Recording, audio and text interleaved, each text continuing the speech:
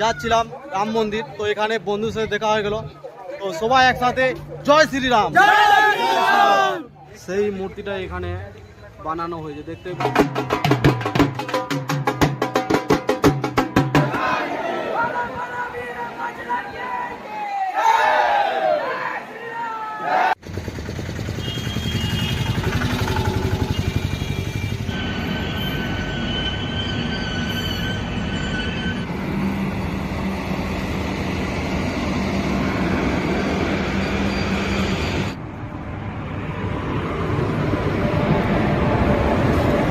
Finally আমি আমার সিটে বসে গিয়েছি। আর ভেজ তরকারি আছে, আর রাইস আছে, আর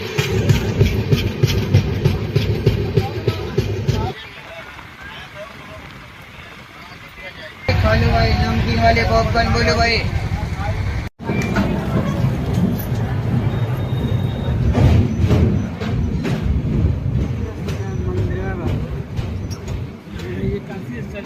মিক্স ভেজ পনির তরকারি আছে, একটা চাটনি আছে।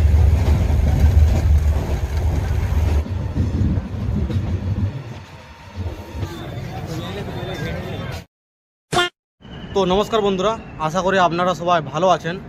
আজ আমি যাচ্ছি শ্রী রামের জন্মভূমি অযোধ্যা। হ্যাঁ বন্ধুরা, আপনারা ঠিকই শুনলেন, আজ আমি যাচ্ছি শ্রী মহাপ্রভুর জন্মস্থান অযোধ্যা, উত্তরপ্রদেশ। কলকাতা থেকে 11:45-এ ট্রেন আছে জম্বু তাবি এক্সপ্রেস, যেটা দুর্গাপুর রেল স্টেশনে দুপুর 2:30-এ প্রবেশ করবে। আমি এখন আছি দুর্গাপুর রেল স্টেশনে। কলকাতা থেকে সেম ট্রেনে আমি যাব, সেই কারণে আর কলকাতা যাওয়ার প্রয়োজন মনে করিনি। সেম ট্রেনে আমি দুর্গাপুর রেল স্টেশন থেকে উঠব। ফার্স্ট টাইম এতটা জার্নি হবে, সেই কারণে লাগেজ বলতে দেখতেই পাচ্ছেন কিছু ড্রাই ফ্রুট এবং কিছু জামা প্যান্ট, এবং এই ছোট ব্যাগটাতে ইউটিউবের ভিডিও করার জন্য কিছু ইকুইপমেন্ট, সেই সব জিনিসপত্র নিয়ে আমি বেরিয়ে পড়েছি। জীবনে প্রথমবার একাই এতটা লং জার্নি করছি, প্রায় 850 কিলোমিটার মতন প্রথমবার আমি জার্নি করব। এই জার্নিতে টোটাল আমাদের সময় লাগবে 15 থেকে 18 ঘন্টা। টোটাল আমরা 850 কিলোমিটার জার্নি কভার করব। এত গরমের মধ্যে ট্রাভেল করা কোনো চারটিখানির ব্যাপার না। এখন প্রায় টেম্পারেচার 42 ডিগ্রি, কিন্তু শ্রীরাম যখন ডেকেছে তখন কোনো ব্যাপার না। মহাপ্রভুর ডাক সবসময় আসে না।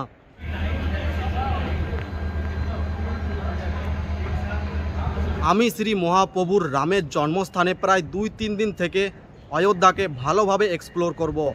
আমি যেই ট্রেনটিতে ট্রাভেল করব সেই ট্রেনটির নাম হচ্ছে জম্বু তাবি এক্সপ্রেস, ট্রেন নাম্বার 13151।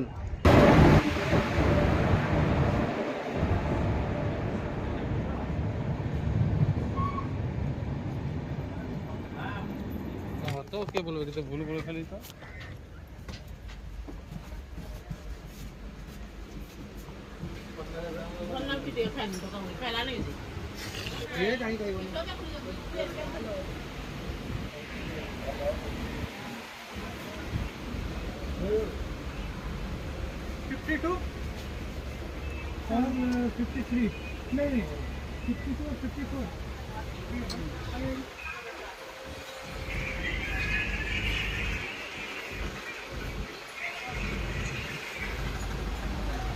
তো বন্ধুগণ, এটাই হচ্ছে আমার সিট, দেখতে পাচ্ছেন 38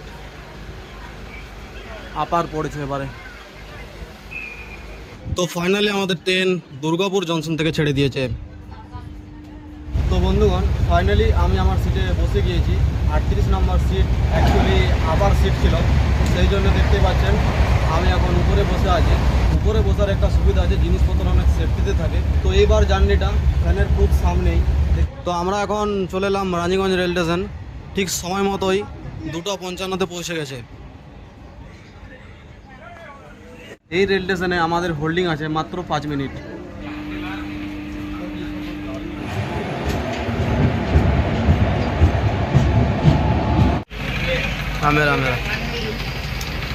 তো আমার এখন খাবার চলে এসেছে আসানসোল। তো এটার দাম হচ্ছে 150 টাকা, 50 रुपये। তো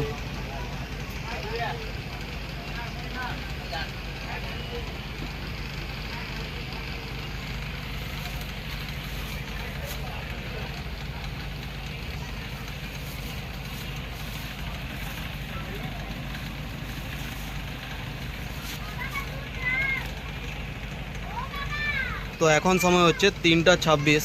তো দুপুর থেকে কিছু খাওয়া হয় না ট্রেনের চক্করে। তো এখন আমি খাবার অর্ডার করেছিলাম, তো চলে এসেছে। তো দুপুর থেকে খাবো করে কিছু খাওয়া হয় নাই। তো দেখতেই পাচ্ছেন এখন চলে এসেছে আমাদের থালি। এটা হচ্ছে ননভেজ থালি। দুটো আন্ডা কারি আছে, একটা গোলাপ জামুন মানে মিষ্টি আছে, একটা নর্মাল চাটনি আছে, আর তার সাথে নর্মাল ডাল আছে একটা, আর একটা ভেজ তরকারি আছে, আর রাইস আছে, আর সাথে এখানে একটা চামচ আছে। তো রুটি এখানে দিয়েছে, দুটো রুটি দিয়েছে। তো এই যে থালিটা, এই থালিটা আমার পড়লো 150 টাকা, ঠিক আছে। সাথে 20 টাকার জল, আমি ঠান্ডা জল নিলাম। আমার কাছে জল ছিল, এখানে আমার জল ছিল, কিন্তু এই জলটা গরম হয়ে গিয়েছে, তো সেই কারণে আমি ঠান্ডা জল নিলাম। তো চলুন এবারে খাওয়া স্টার্ট করা যাক, দেখি টেস্ট কীরকম আছে। সব থেকে প্রথমে ডাল,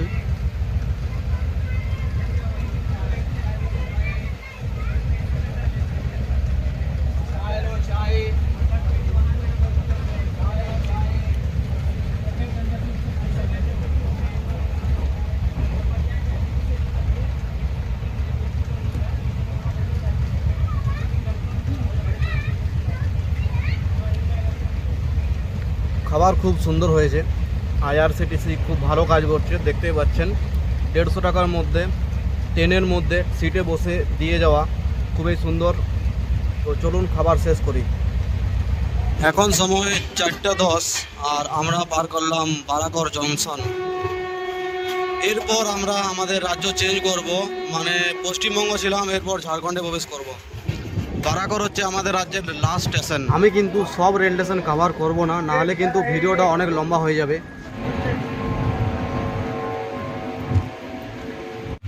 বাইরে কিন্তু রোদের টেম্পারেচার 1%ও কমেনি। তো 5টা 5:30 না বাজলে কিন্তু রোদের যে টেম্পারেচারটা সেটা কিন্তু কমার নাম নেই। তো সেই জন্য চলুন একটু বেডে গিয়ে রেস্ট নিই।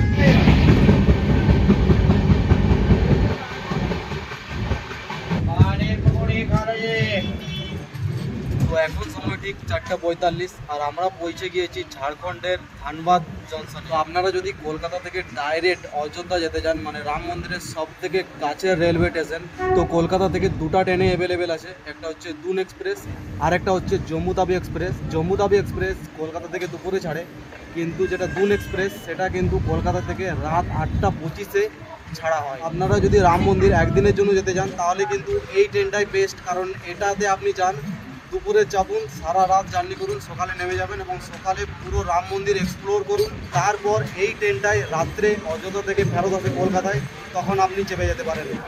তো এটা হচ্ছে এই ট্রেনের ইন্টেরিয়ার।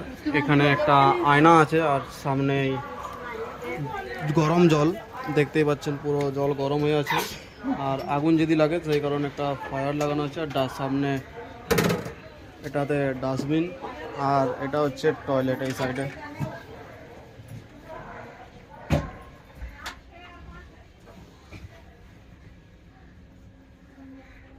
তো টয়লেট মোটামুটি এখন পরিষ্কারে আছে, দেখতেই পাচ্ছেন।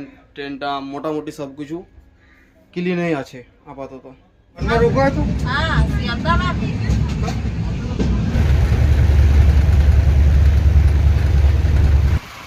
আমাকে ফোন করে দেবেন যদি কোনো সমস্যা হয়। রাত্রি 10টা-11টা অবধি মোটামুটি করে দেবো, ঠিক আছে। এবার আমার এতদিন বসছে স্যার, 10টা-11টা অবধি আমরা, হ্যাঁ রিং এসে গেছে, 10টা-11টা অবধি আমরা করে দেবো। এবার সকালবেলা আমার ধরুন 7টা থেকে আবার কাজ চালু হয়, কারণ এরাও টোটাল কাজ করে 12টা-1টায় হবে, ঠিক আছে। এখন সময় বিকেল 6:16। এখন আমরা এসে পৌঁছলাম পরেশনাথ। এখানে আমাদের ট্রেন হোল্ডিং আছে প্রায় 10 থেকে 15 মিনিট, কারণ ইঞ্জিন অনেক গরম হয়ে গিয়েছে, কিছুক্ষণের জন্য একটু রেস্ট। এই জম্মু তাবি এক্সপ্রেস মানে ট্রেন নাম্বার 13151। এই ট্রেনে টোটাল 4 ধরনের কোচ আছে। ফার্স্ট এসি নেই এখানে, second AC, third AC, general এবং স্লিপার। তো সব কোচের যে ভাড়া সেটা আমি মেনশন করে দিলাম স্ক্রিনে। তো আমি যে টিকিটটি করেছি সেটা হচ্ছে স্লিপারের। আমার এই টিকিটের টোটাল কস্ট পড়লো 424 টাকা। এখন কিন্তু মে মাস, গরম সব দিকে টপে। আপনারা যদি স্লিপারে যেতে পারেন তাহলে ঠিকই আছে, গরম যদি আপনারা কম বেশি সহ্য করতে পারেন তাহলে ঠিক আছে, নাহলে কিন্তু থার্ড এসি এবং সেকেন্ড এসি দিকে আপনারা যেতে পারেন, কিন্তু পয়সাটা একটু বেশি লাগবে। আপনাদের যদি কোনো রকম প্রবলেম নেই তাহলে কিন্তু আপনারা স্লিপারে যাতায়াত করতে পারেন, কিন্তু আপনাদের যদি একটু গরমে অনেক বেশি গরম লাগে বা কোনো শরীরে প্রবলেম আছে তাহলে কিন্তু আপনারা স্লিপারে যাতায়াত করতে পারবেন না। আপনাদের জন্য সেকেন্ড এসি, থার্ড এসি খুবই ভালো।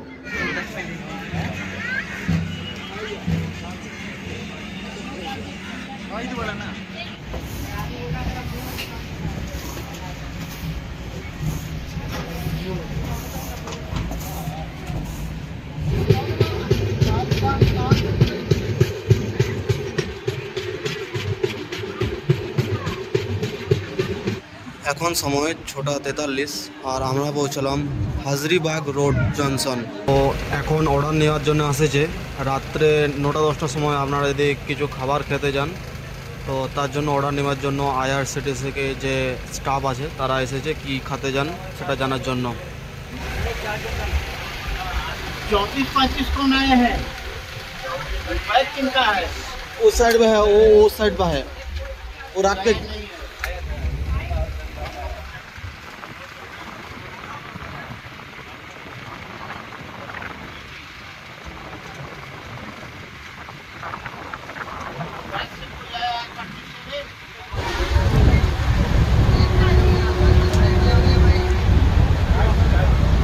बोलो भाई नमकीन वाले पॉपकॉर्न बोलो भाई। তো এখন আমরা আসি কদেরমা জংশন। তো সবাই এখানে পানি নিয়ে নিচ্ছে। এখন 2-3 মিনিট এখানে হোল্ডিং আছে। এখন সময় হচ্ছে 7:30। দেখতে পাচ্ছ সাইডে বন্দে ভারত এক্সপ্রেস যাচ্ছে।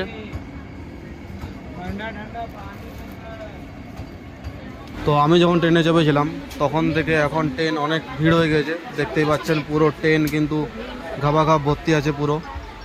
কিন্তু প্রথমে এমনি ভিড় থাকে নেই, এখন কিন্তু যত আস্তে আস্তে স্টেশন পার হচ্ছি ট্রেনের ভিড় কিন্তু বেড়েই চলেছে।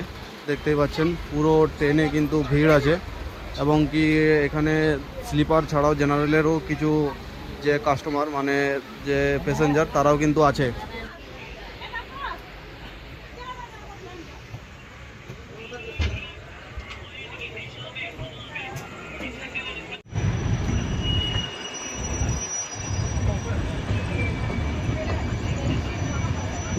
যারা এই ট্রেনে অফলাইনে খাবার অর্ডার করেছিল তাদের খাবার কিন্তু রেডি হয়ে চলে এসেছে এবং সিটে সিটে দেওয়া হচ্ছে যারা যারা অর্ডার দিয়েছিল। কিন্তু আমি অনলাইনে অর্ডার দিয়েছি গায়া জংশনে, মানে সেই জংশনে আমি ওই খাবারটা নেব। আমার খাবারটা কিন্তু ট্রেনে তৈরি হয় না, আমি যে খাবারটা অর্ডার দিয়েছি সেটা রেল স্টেশনে তৈরি হয়। যখন আমার ট্রেন ওখানে গিয়ে পৌঁছবে তখন কিন্তু ওনারাই আমার সিটে এসে খাবারটা দিয়ে দেবে।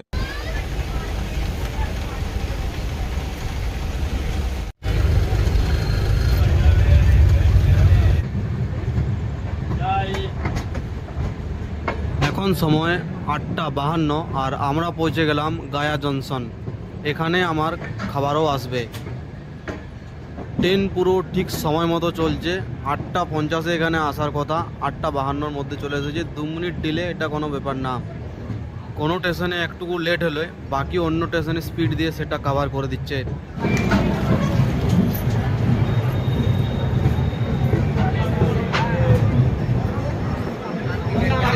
তো আমার পার্সেল চলে এসেছে, একজন দাদা দিয়ে গেল দেখতেই পাচ্ছেন। তো এখন পেট ভর্তি আছে, এখন খাবো না, চলুন এটা রেখে দিই এখন। এই ট্রেনের স্লিপারেই এমন ভিড়, তো জেনারেলে কী অবস্থা হবে আপনারা বুঝতে পারছেন। তো আপনারা যদি অযোধ্যা যাওয়ার প্ল্যান করছেন তো 1.5 থেকে 2 মাস আগে টিকিট কনফার্ম করিয়ে নিন। মানে 1.5 থেকে 2 মাস আগে যদি আপনারা টিকিট করেন তাহলে কনফার্ম টিকিট পেয়ে যাবেন। আর কনফার্ম টিকিট ছাড়া জার্নিটা খুব সুন্দরভাবে হবে না।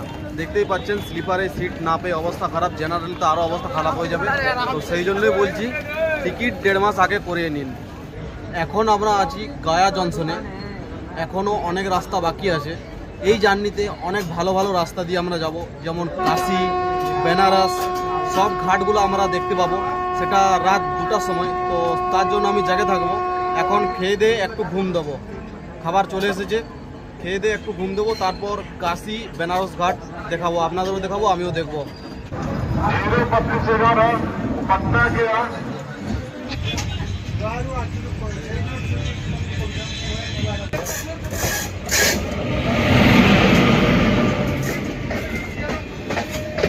তো এটা হচ্ছে আমার রাতের খাবার, দেখতেই পাচ্ছেন। এখানে রুটি আছে, ডাল আছে, মিক্স ভেজ পনির তরকারি আছে, একটা চাটনি আছে, দই আছে, সাথে পেঁয়াজ এবং ফুলকপি ভাজা, আর এটাতে কিছু নেই। তো চলুন দেখা যাক রুটি কটা দিয়েছে। 1 2 3 4 5 6। তো এখানে 6 পিস রুটি আছে। তো তার সাথে একটা ছোট জলের বোতল আছে, দেখতেই পাচ্ছেন। এটা ওর সাথে প্যাকেজের মধ্যেই ছিল, ভেজ থালি। ও এই থালিটার আমার দাম পড়লো 160 টাকা। তো চলুন টেস্ট করা যাক।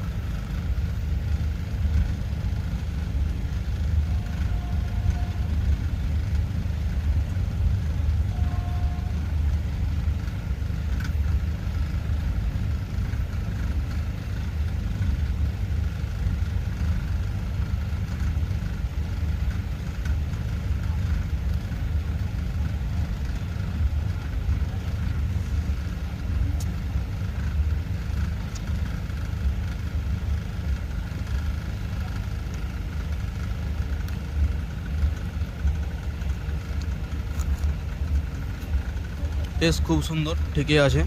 এখানে আমি 6টা রুটি খেতে পারবো না, এখানে আমি খুব জোর হলে 4টা পারবো, 2টো কিন্তু ডাস্টবিনে যাবেই। তো চলুন পুরো খাবারটা খাওয়া যাক, তারপর একটু ঘুম দেবো। এখন রাত্রি 12টা 5 বাজছে, এখন সবাই ঘুমাবে। আর স্লিপার কোচে ভিড়টা একবার চেক করুন। অনেকে আছে যারা জেনারেল টিকিট আছে, অনেক আছে স্লিপারেই ওয়েটিংয়ে আছে। যত সিট আছে ততগুলোই প্যাসেঞ্জার হওয়ার কথা স্লিপার কোচে, কারণ তার থেকে বেশি স্লিপার কোচে যাওয়া নিষেধ। কিন্তু তাও অনেকেই আছে। নিচে পেরোবো, রাস্তাটা পুরোটাই জাম।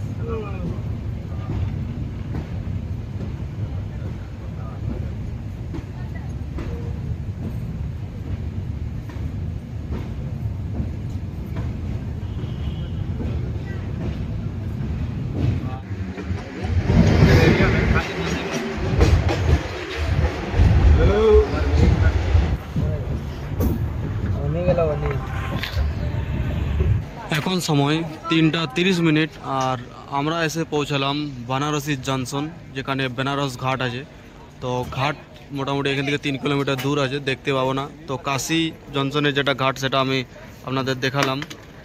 তো ট্রেন আমাদের 20 মিনিট লেটে চলছে, দেখতে পাচ্ছেন। এখন 3টা 30 এখানে পৌঁছেছি, আরও আগে পৌঁছানো দরকার ছিল বেনারসিতে।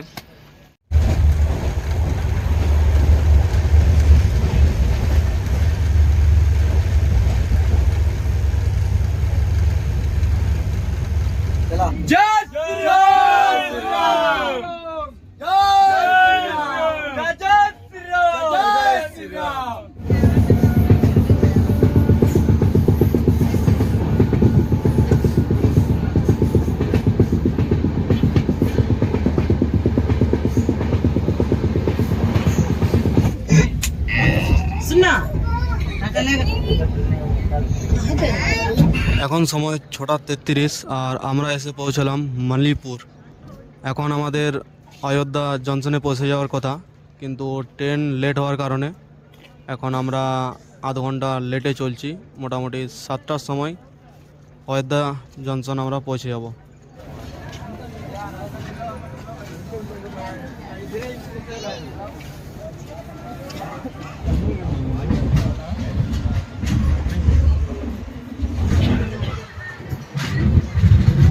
এখন সময় 7:20 আর আমরা পৌঁছে গেলাম গোয়াসিনগঞ্জ রেলওয়ে স্টেশন। এরপরই আমাদের অযোধ্যা ধাম রেল স্টেশন। তো আর কিছুক্ষণের ওয়েট মাত্র।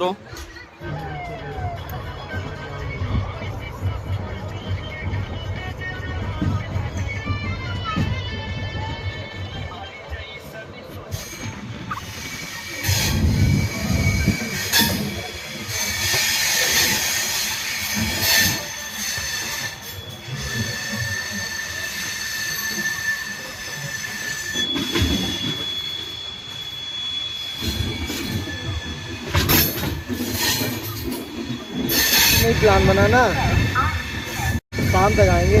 आज 9 बज जाएगा। ये देखो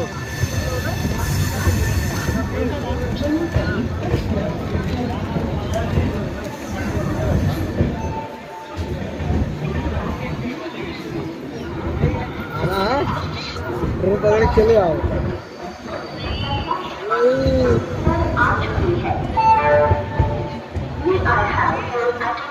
रोहित से मिला कि घर छोड़ कर कॉलेज जाना है। हाँ भैया, अब हाँ आइए। पहुँच गए।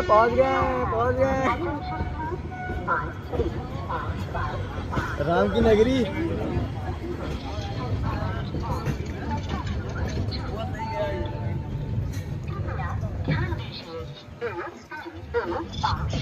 यही है ना भाई।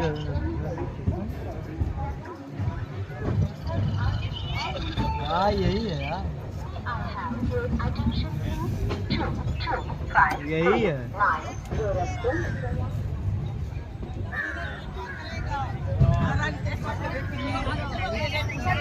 हाँ चलो। हाँ S2 इधर ये वाला।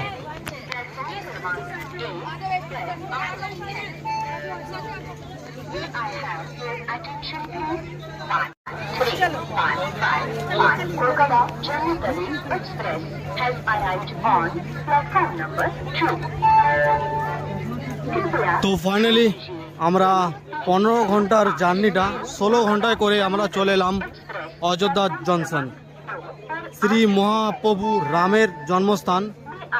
দেখতেই পাচ্ছেন এটা জম্মু তাবি এক্সপ্রেস, এখন এটা যাবে Jammu.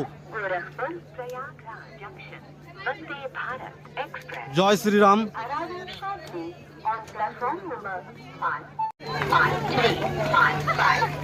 Kolkata Jammu Tawi Express has arrived on platform number 2. তো ট্রেনের জার্নিটা মোটামুটি ঠিকই ছিল, কিন্তু স্লিপার ক্লাসে জেনারেল অনেক প্রবেশ করছিল। যেমন স্লিপার ক্লাসে হওয়া দরকার ছিল যে যটা সিট ঠিক তোটাই প্যাসেঞ্জার উঠবে, কিন্তু তেমনটা নয়। এখানে নর্মাল জেনারেল টিকিট কেটেও স্লিপার ক্লাসে প্রবেশ করছে, কোনো ব্যাপার নেই। কিন্তু ওরা কোনো সিট দখল করছে না, কিন্তু বাকি যে জায়গাটা যেটা ফ্রি স্পেস থাকছে সেই জায়গাটা কিন্তু পুরো দখল থাকছে। সেই কারণে বাইরে যাতায়াত বা ভিউটা দেখানোর জন্য সুবিধা হচ্ছিল, কারণ রাস্তা পুরোটাই জাম ছিল। তো আমরা সবাই যাচ্ছিলাম রাম মন্দির। তো এখানে বন্ধুর সাথে দেখা হয়ে গেল, তো সবাই একসাথে জয় শ্রীরাম। তো চলুন সবাই একসাথে এনজয় করা যাক, জায়গাটা দেখা যাক। তো ফাইনালি আমরা উত্তরপ্রদেশে প্রবেশ করে গেলাম। এরপর আমি যাব হোটেল ভাড়া করা আছে, সেইখানে আমি যাই থাকবো এবং ব্যাগ রাখবো, একটু ফ্রেশ হবো এবং খাওয়া দাওয়া করে একটু পরে বেরোবো, কারণ ট্রেন জার্নিটা খুবই গিয়েছে। এরপর একটু ফ্রেশ হওয়ার পর আবার রাম মন্দিরে যে আশেপাশে জায়গাগুলো সেই জায়গা বেরোবো। তো এই ভিডিওটা আমি এখানে শেষ করব। এর পরের যে পার্টটা, সেই পার্টটাতে আপনাদের আমি রাম মন্দিরের সাথে আশেপাশে জায়গাগুলো দেখাবো এবং আর একটা পার্ট থাকবে সেই পার্টটাতে যে রাম মন্দিরের আশেপাশে হোটেল রেট কীরকম আর হোটেলের কন্ডিশন কীরকম। তো এই অযোধ্যা ট্যুরটা আমাদের 3টা পার্টে আসবে। তো রাম মন্দির ট্যুর এবং হোটেলের ভাড়া কীরকম সেই ভিডিওটা ডেসক্রিপশন বক্সে আমি লিঙ্ক দিয়ে রাখলাম।